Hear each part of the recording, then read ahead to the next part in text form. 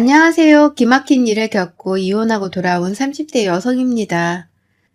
저도 남편도 호르몬이와 함께 살던 어쩌면 참 외로운 사람들이었어요. 어렸을 때라 그런지 부모님의 이혼이 너무 받아들이기 힘들었고 아빠가 없다는 게 저로서는 도무지 받아들이기가 버거운 일이었습니다. 친구들은 아빠와 함께 자전거를 타고 알려주고 하는데 저는 자전거도 제대로 타보지도 못하고 또 어린 게 자존심이었는지 나는 자전거 타는 게 싫어 라고 외치면서 늘 배우는 것도 거부했던 것 같아요. 그렇게 솔직히 방황도 조금 했습니다. 아빠가 없는 집에 들어가기도 싫었고 심지어 제가 외동이라서 아빠도 없는데 나는 왜 형제도 없는 걸까 하며 늘 울다 지쳐서 집에 들어가곤 했던 기억이 있습니다. 지금 와서 생각해보면 정말 가장 속이 썩었을 건 저희 엄마인데 제가 너무했지 싶어요. 그래도 머리가 크면서부터 엄마에 대한 감사함과 죄송함에 최선을 다해서 저희 엄마를 보호하고 행복하게 해드리려고 애를 참 많이 썼습니다. 이런 저와 똑 닮은 한 사람을 만났는데 그게 바로 제 남편이었어요. 부모님의 이혼을 저처럼 받아들이지 못했고 외동아들, 홀어머니인 것, 저와 다 똑같은 상황이라서 어쩌면 우리 두 사람 참 외롭고 힘든 시간을 보냈다고 서로가 서로에게 힘이 되어주라고 만나게 해줬나 보다 막 이런 생각을 하면서 그 사람과 연애를 했고 3년을 채운 뒤 결혼을 했어요. 저희 두 사람이 결혼하면서 양가 어머님들께 홀로 계시는 게 영 마음에 쓰여서 두 분도 이사하시고 저희도 집을 구해서 30분 남짓한 거리에 모두가 살았습니다. 두 어머니가 잘 지내주셔서 저희 없이도 두 분이서 차도 마시고 맛있는 식사도 하시고 쇼핑도 하고 친한 친구처럼 지내주셔서 더할 나위 없이 감사했고 이 결혼 생활이 참으로 소중하고 귀하게만 느껴졌습니다. 주말이 되면 두 어머니들 모시고 좋은 곳 가서 좋은 거 보고 먹고 그렇게 시간을 보내기도 하고 결혼 생활이 너무나도 만족스러운 탓에 주변에도 늘 결혼을 강력하게 추천해주곤 했습니다. 이 행복이 오래도록 지속이 되었다면 정말 좋았겠지만 행복이 그렇게 오래가진 않더라고요. 여자의 직감이라는 게 정말 무시할 게 아니라는 걸 이번 사건을 통해서 뼈저리게 깨우치고 말았습니다. 남편이 딱 특정할 수 있는 건 없지만 뭔가를 숨기고 있다는 느낌을 강하게 받았어요. 분명 뭔가 있는데, 있는 것 같은데 라는 생각을 했지만 딱히 결정적인 증거 같은 게 있는 게 아니라서 자꾸 찜찜한 기분만을 가지고 살았습니다. 남편의 이상한 행동들은 그냥 진동이 울리길래 전화 받으라고 건네주려고 핸드폰을 쓱 들었는데 그럴 때마다 남편이 막 기겁을 해요. 여보, 당신 전화 계속 오는데 받아봐. 아, 이걸 왜 만져? 내 핸드폰인데. 다음부터는 함부로 손대지 마. 아니, 그냥 전화가 계속 울리는데 모르던 것 같아서. 글쎄, 내 핸드폰에 손 대지 말라고. 저 또한 남편 핸드폰에 전혀 관심도 없는데 저렇게 질색팔색을 하니까 솔직히 오히려 더 수상하다는 생각이 들더라고요. 이뿐 아니라 결혼하고 칼퇴를 밥 먹듯이 하던 남편이 조금씩 이런저런 핑계로 귀가 시간이 늦어져서 설마 이 인간 바람이라도 피는 건가 싶은 마음에 남편의 행동들을 아주 주의 깊게 살펴봤습니다. 그런데 하루는 술을 잔뜩 마시고 들어와서 저에게 이런 말을 하더라고요. 미연아, 넌 내가 어떤 사람인 것 같아? 왜 이래? 술 많이 마셨어? 얼른 씻고 자. 그냥, 미연아, 말해줘. 내가 어떤 사람이었다고 해도 너는 나 믿어주고 사랑해줄 거지? 안 그래도 당신 요즘 이상하다 싶었는데, 뭐야? 무슨 일 있지? 말해봐. 아니야, 무슨 일은 무슨. 그냥 요즘 조금 답답하고 그러네. 무슨 일이 있는 것 같은데 말하기 곤란한 거야? 난 늘 당신 편이니까 무슨 일이든 나랑 같이 해. 나는 그럴 수 있으니까. 그래, 고마워. 역시 내 마누라지. 우리 내일 외식하자. 내가 예약해 둘 테니까 오랜만에 분위기 좀 내보자. 그래, 알겠어. 얼른 자자. 남편이 뭔가 저에게 말을 하려는 것 같았으나 말을 이어가지를 못했어요. 그래도 천천히 이 사람을 기다려줘야겠다 싶어서 다그치진 않았습니다. 이날을 계기로 뭔가 일이 있는 건 확실하다는 생각이 들었고, 조금 시간이 걸려도 천천히 입을 열 때까지 기다려주기로 했죠. 그 다음날 오랜만에 근사한 곳을 가서 스테이크도 썰고 와인도 마시고 기분 좋게 배불리 먹고 들어와서 2차로 맥주 한잔 하자는 남편의 말에 오징어도 굽고 그렇게 간단한 2차 준비를 하고 앉았고 충격적인 얘기를 들었어요. 미연아, 내가 너한테 하지 못한 말이 있어. 사실 내가 결혼하기 전에 만났던 사람이랑 동거를 했었어. 그치만 동거를 하면서 서로 너무 안 맞았고 그 시간들이 너무 후회스러워서 결국 끝이 났고 그렇게 시간이 흘러 당신을 만나서 결혼한 건데 사실 이 얘기를 해야 할지 말아야 할지 고민이 정말 많았지만 당신이 들으면 나한테 실망하고 날 싫어할까봐 그게 너무 무섭고 두려워서 말하지 못했어. 동거를 했었다고? 얼마나 만나고 얼마나 했었는데? 1년 정도 만났었고 동거는 4개월하고 그렇게 아예 그 사람이랑은 끝이 났었어. 정말 미안해 미연아. 실망했지. 솔직히 실망하지 않았다면 거짓말이지만 어쩌겠어. 이미 지나간 과거이고 그런데 이제 와서 이 얘기를 오픈하는 이유가 있을 것 같은데 맞아? 어. 뭔데 그 이유가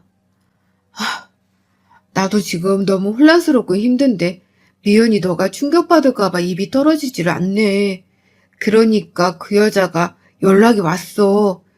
그런데 사실 나랑 헤어졌을 때 임신 중이었고 자존심에 말하지 않고 혼자 키웠다고 하네. 그리고 내가 당신을 만난 것도 알고 결혼까지 하고 나니까 조금 속이 쓰렸나 봐. 아이 키우게 양육비를 보태라고 연락이 왔어. 뭐라고? 얘가 있다고? 아니 그걸 당신이 모를 수가 있어? 하, 이게 무슨 일이야 대체? 사실 나도 지금 너무 혼란스러워서 뭐가 뭔지는 모르겠는데 유전자 검사를 해봤더니 내 아이가 맞더라고. 미연아 미안해. 그래서 지금 당신은 어쩌겠다고 나한테 말하는 건데? 뭘 어쩌겠다는 건 아니고 이 사실을 당신에게 말하는 게 맞다고 생각을 했고 들어보니 혼자 애 키우느라 너무 힘든 것 같아서 매달 얼마라도 양육비를 보태주는 게 맞겠다 생각을 했거든. 근데 우리가 돈이 공용으로 쓰고 있으니까 당신 의견을 물어봐야 하니까. 진짜 마른 하늘에 날벼락을 맞은 듯 멍해지고 어이가 없더라고요. 솔직히 그 여자도 멋대로 아이를 낳았고 둘이 헤어지고 저를 만나기까지 텀이 6개월이나 있었는데 그동안에도 말이 없다가 이제서야 저랑 결혼해서 잘 사는 듯 보이니 배가 아파서 저러나 막 이런 생각밖에 안 들었습니다. 남편이랑 더 얘기해봤자 해결될 것도 없겠다 싶었고 그 여자와 저희 부부 이렇게 셋이 만나게 되었어요. 안녕하세요. 이철수 씨 와이프 김미연이에요. 아, 네, 안녕하세요. 전 이지수입니다. 어, 우선 얘기를 다 듣고 나온 거고, 아기가 지금 3살이라고 했죠? 제 조카랑 같은 나이라서 아는데, 돈 참 많이 들죠, 애 키우는데. 근데 그거 모르고 덜컥 혼자인 몸으로 애 낳으신 거예요? 생명 하나를 책임진다는 게 얼마나 큰일인데, 이 정도의 계산과 생각도 없이 자존심 부려서 철수 씨한테도 알리지 않고 애를 낳았다? 대단하시네요. 존심을 부릴 거면 끝까지 부려야지. 왜 이제 와서 양육비를 달라고 하시죠? 법적으로도 의무가 없어요. 이건 그쪽이 제 남편에게 되려 법적으로 소송당할 수 있는 문제예요. 열받더라고요. 부들부들 떨리고 배가 아파 죽겠더라고요. 철수 오빠랑 저랑 얼마나 뜨거웠던 사이였는지 그쪽은 모르시죠?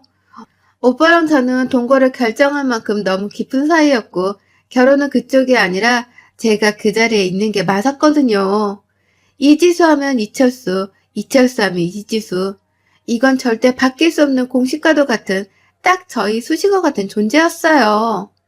동거를 하면서 많이 다투긴 했어도 그 사랑에 대한 변함은 서로 여전해요. 그냥 저희 자체니까.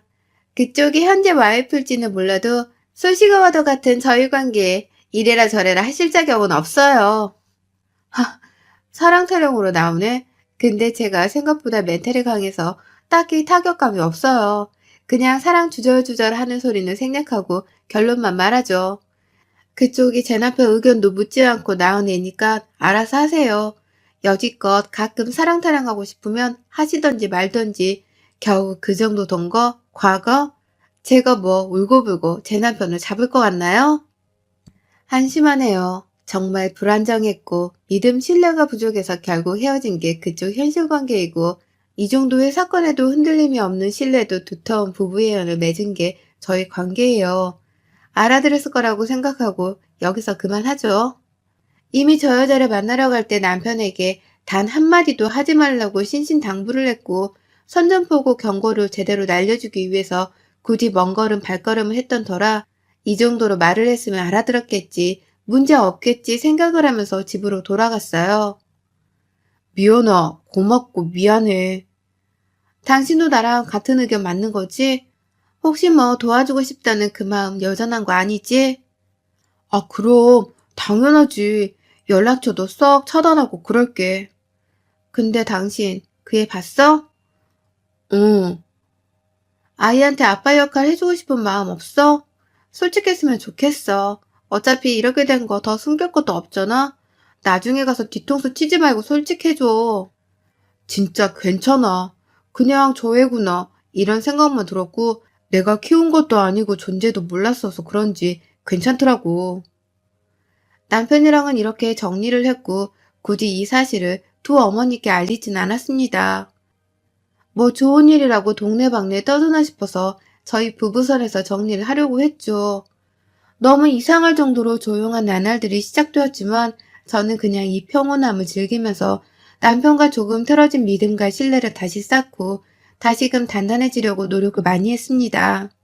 그리고 저희도 이세를 준비하면서 더 이상 우리 부부에게 큰 문제는 없을 거라고 그렇게 믿고 또 믿었어요. 스트레스도 풀 겸 지인을 만나서 쇼핑을 하고 밥 먹고 그렇게 시간을 보내다 날도 추워지고 해서 저희 친정엄마 거 스카프 하나를 사다 문득 시모가 생각나서 시모꽃도 하나 더 사고 얼굴도 볼 겸 겸사겸사 시댁으로 갔습니다. 평소에도 비밀번호를 오픈하고 늘 누르고 들어갔기에 그날도 당연히 누르고 깜짝 서프라이즈로 시댁에 갔는데 꼭 오늘 시댁에 가고 싶던 여자의 직감은 정말 무시할 수 없었는지 엄청난 광경을 보게 되었습니다. 그 여자랑 시모 그리고 아이와 남편이 밥을 먹고 있더라고요. 그것도 너무 편안한 차림으로 말이죠. 멀리서 보면 한 가족이라고 해도 다 믿을 것 같은 분위기였고 저는 진짜 어이가 없어서 말을 내뱉지도 못하고 그 자리에 멍하니 서 있었어요. 미연아, 당신이 여길 왜 왔어? 아니, 연락도 없이. 얘, 너는 오려면 연락을 하고 와야지. 이렇게 불쑥 오니? 이게 지금 뭐 하는 짓이야? 아니, 미연아, 우선 내가 다 설명할게. 앉아봐. 이거 지금 오해니까 내 말을 들어봐봐. 설명해. 아니, 오빠. 어머님, 제가 얘기할게요. 저랑 오빠 둘째 가졌어요. 안 그래도 제가 지금 극초기라서 그쪽이랑 상대하기 힘들 것 같아서 어찌해야 할지 어머님이랑 오빠랑 고민했었는데 자리를 알아서 마련해 주셨네요. 저희 두 사람 정식으로 결혼하고 아이들 키우면서 살기로 했고 어머님도 허락해 주셨으니 그쪽이 하루빨리 정리해줘야 될 것 같아요. 계속 오빠가 그쪽이랑 같이 있는 것도 너무 화났는데 오늘부터 오빠 저 집에 안 가도 괜찮겠다. 아유, 그래. 미연이 너한테는 미안하지만 어쩌겠냐. 둘이 좋아 죽겠다는데 팔도 안으로 굽는 거지. 내 아들이 원하는 걸 내가 안 들어줄 수 있겠냐? 저렇게 이쁜 손주도 있고 뱃속에 아이도 있는데 애들을 생각해서라도 둘이 결혼해서 사는 게 맞지, 안 그러냐? 너는 혼자 몸이고 똑똑하고 예쁘니 새 출발도 얼마든지 할 수 있을 거 아니냐? 대단들 하시네요, 정말. 근데 제가 너무 분해서 순순히 못 물러나겠다면요? 당신 내 성격 알지? 아니깐 뒤에 숨어서 이러고 있던 거겠지? 그리고 이지수 씨, 이철수 가져요. 근데 과연 당신이랑 영원할까? 저렇게 줏대 없는 남자가 과연 당신이랑 눈 안 돌리고 살 수 있을까요? 지금은 당신한테 이철수 주는데 언제고 내가 다시 흔들면 안 넘어올까? 늘 그렇게 둘 키우면서 불안해 살면 될 것 같네. 나는 심심하면 그쪽처럼 등장해 줄 테니까 잘 지켜보고. 미연아, 지수 임신 중이야. 스트레스 받으면 안 돼. 너무 심하게는 하지 마. 그 와중에 그 여자 편을 드는 남편한테 머리 끝까지 화가 치밀더라고요. 그것도 그렇고 안 그래도 분해 죽겠고 열받아서 정말 이대로는 다시 혼자 문 밖으로 나갈 자신도 없고 성에 차지도 않아서 이 셋 중에 화풀이를 할 수 있는 상대가 딱 남편 놈밖에 없고 애초에 남편이 제일 잘못한 거니 반 죽여놓고 가야 속이 시원하겠다 싶어서 먹고 있던 밥상을 초토화시켰어요. 밥이며 반찬이며 가릴 거 없이 그대로 남편한테 붓고 던져줬고 그 여자와 시모가 저를 말리는데 차마 임산부를 때릴 수 없으니 머리채 잡고 말해줬죠. 야, 너 애 둘 건강하게 키우고 싶으면 저리 찌그러져 있어. 그리고 이어 남편 싸대기를 양쪽을 한 8대는 때려준 것 같아요. 제 손이 다 얼얼하더라고요. 너 같은 것도 남편이라고 믿고 그래도 부부라고 잘 살아보자고 눈 감아주려고 했더니 이렇게 뒤통수를 쳐? 난 살 건데 너는 오늘 죽자 내 손에. 이렇게 싸대기를 있는 힘껏 때려줬고 말리던 시모가 제 머리를 잡고 마구마구 흔드는 개싸움이 났는데 생각해보니 이 사람도 이제는 제 시모도 아닌데 왜 대우를 해줘야 되나 싶어서 똑같이 머리채 잡고 휘어잡다 소파로 던져버리고 주방에 가서 쌀통을 들고 와서 시모랑 그 여자한테 뿌려줬습니다. 너네 같은 쓰레기들은 이런 귀한 쌀 한 톨도 먹을 자격이 없어. 쓰레기들끼리 잘 모여 살고 꼭 벽에 똥칠하도록 살아라. 알겠어? 이게 정말 미쳤나? 너 뭐하는 짓이야? 이게 무슨 추태야? 저기요, 아직 시작도 안 했어요. 여기까지 하고 나왔냐고요? 아니요, 절대 성에 차지 않았기에 집안을 말 그대로 초토화시키고 나왔습니다. 저를 남편이 말리며 싸대기를 있는 대로 때려줬고 더 이상 저를 말리지 않더라고요. 침실로 들어가 보니 시모의 기존의 방이 아닌 완전 신혼부부 침실로 꾸며지고 애기 침대까지 있더라고요. 거기에 그 전에 찍었던 아주 추억이 가득한 지들의 사진들과 아이랑 이번에 새로 찍은 듯 보이는 가족 사진, 뱃속에 있다는 그 아이의 초음파 사진 등등 아주 안락하게도 꾸며놨더라고요. 눈이 뒤집히고 속에서 천불이 나고 너무 아팠고 이 모든 걸 제 손으로 다 부수고 싶었죠. 교양, 자존심? 그런 거 이미 바닥으로 내던진 지 오래였기에 복수라도 해주고 싶었던 것 같아요. 화장대부터 시작해서 싹 쓸어서 바닥으로 다 뒤집어 버렸고 제가 이렇게 과격한 행동을 하니 방 안에 있던 애가 남아서 울더라고요.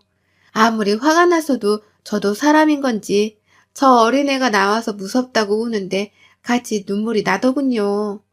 지 새끼가 나와서 무섭다고 우니까 그 여자는 제발 그만하라고 소리를 치고 시모도 저한테 미친년이 따로 없다고 경찰 부르라고 난리를 치는데 제가 바닥에 주저앉아 우니 그 사람이 저를 껴안으면서 말하더라고요. 미연아, 정말 미안해. 내가 정말 너한테 평생 속죄하면서 살게. 정말 미안해. 이렇게 끝이 나면 참 좋았겠지만 이세 준비를 하던 중에 벌어진 일이었고 뒤늦게 이혼 준비를 하던 중에 제 임신 사실을 알게 되었어요. 하늘이 무너지는 것 같았고 정말 딱 더 이상 숨쉬기 싫었던 그 비참한 심정으로 저 홀로 사실을 알리지 않은 채 키우려 했지만 그 사람에게 알리고 싶더라고요. 그래서 말했어요. 철수 씨, 나 임신이래. 뭐? 그게 정말이야? 당신 둘째랑 비슷하네. 아니, 우선 내가 갈게, 집으로. 잡을 생각? 다시 만날 생각? 죽어도 없었죠. 저런 버러지 같은 사람이랑 아이를 낳고는 절대 못 살죠. 당연히 제가 홀로 이 아이를 책임지고 키우려고 했지만 그 여자도 남편도 시모도 모두 제가 겪는 고통을 느꼈으면 하는 마음으로 알린 겁니다. 그 짧은 사이에 그 여자랑 살면서 너무나도 힘들었던 남편은 제발 우리 다시 잘해보자며 저에게 빌었습니다. 정말 소름이 끼쳤습니다. 미연아, 정말 내가 미쳤던 것 같아. 그냥 나는 솔직히 지수보다는 애들 때문에 애들이 하나도 아니고 둘이니까 내가 책임지는 게 맞다고 생각을 했던 것 같아. 근데 도저히 지수 쟤랑은 못 살겠어. 이렇게 당신이 임신도 한 거 보니 하늘의 뜻인 것 같아. 내가 평생 당신 곁에서 아이랑 당신을 위해서만 살 테니까 우리 모든 걸 다 다시 시작해보자, 여보. 이제서야 안 맞니, 그 여자랑? 당신은 너무 멀리 갔어. 당신에게 말한 이유는 평생 괴로워하면서 살으라고 단 하루도 마음 편한 날 없이 그렇게 어딘가에서 자라고 있을 네 아이와 네가 처참하게 버린 여자를 떠올리면서 그렇게 살아. 울고 불고 난리를 치는 남편과 이 소식을 접한 시몬은 저에게 장문의 문자와 전화가 미친 듯이 왔고 후에 알게 된 내용인데 저 여자가 시모와 남편이랑 매일같이 싸우고 너무 안 맞았다고 하네요. 가정적이지도 못했고 그래서 결국 이 둘은 시작도 못하고 쫑이 났고 그 가졌다는 둘째도 그 여자가 아이를 지워버렸다고 해요. 발목 잡으려고 했는데 너 같은 거랑 못 살겠다며 얘도 필요 없다고 지웠다는데 과연 이게 아이를 키우는 엄마 입에서 나올 수 있는 말인지 너무 충격적이긴 했지만 임신 중이었기에 최대한으로 신경을 쓰지 않으려고 애쓰며 시간을 보냈습니다. 하루가 멀다 하고 시무와 남편이 찾아와서 빌고 또 빌고 그러는 동에 스트레스가 너무 심해졌고 혹여나 아이에게 악영향이 미치지 않을까 싶어서 친정엄마랑 상의 끝에 주거지부터 연락처 모든 걸 싹 옮겨버렸습니다. 제가 어디 있는지를 알면 언제 어떤 방법으로 저와 아이에게 접근할지 모른다는 생각에 그게 너무 싫었거든요.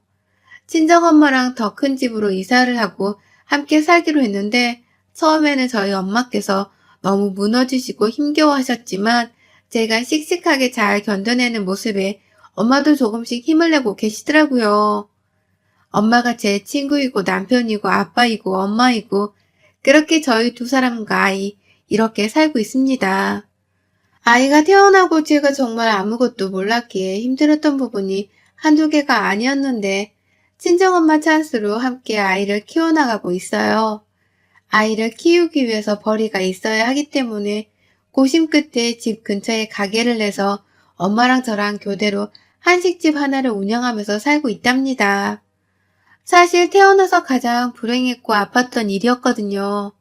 남편을 정말 많이 사랑했고 신뢰했고 존경도 해서 처음 저 사실을 알았을 때도 속상함에 나몰래 참 많이 울었지만 그래도 우리 부부가 잘 헤쳐나가면 된다고 생각을 했기 때문에 그렇게 해보려고 했지만 결국 이렇게 제 뒤통수를 치고 그 여자를 택한 남편 때문에 모든 게 무너졌던 것 같습니다. 지금이야 뭐 사랑이랑 감정이나 미련 같은 것도 없을 만큼 저희 친정엄마와 아이만 바라보면서 그렇게 살고 있지만 아이 얼굴을 보면 그 사람이 얼굴이 겹쳐서 그럴 때는 가끔 그때의 감정이 떠오르긴 해요. 그 사람을 참 많이 닮은 아이지만 인성만큼은 그 사람을 닮지 않기를 바래서 귀한 아이만큼 오냐오냐 하지 않고 올바르게 성장시키기 위해서 노력하는 엄마가 되려고 해요. 그리고 아빠의 빈자리를 느낄 틈 없이 온몸을 다해 사랑으로 이 아이를 예쁘게 키우려고 합니다. 제 사연이 답답하기도 하고 폭력적인 게 있어서 놀라기도 하셨을 테지만 우리 아이가 건강하고 올바르게 예쁘게 성장할 수 있도록 그리고 제가 좋은 엄마가 될 수 있도록 많은 응원 부탁드리겠습니다. 여러분의 생각은 댓글로 남겨주세요. 오늘도 시청해주셔서 정말 감사합니다.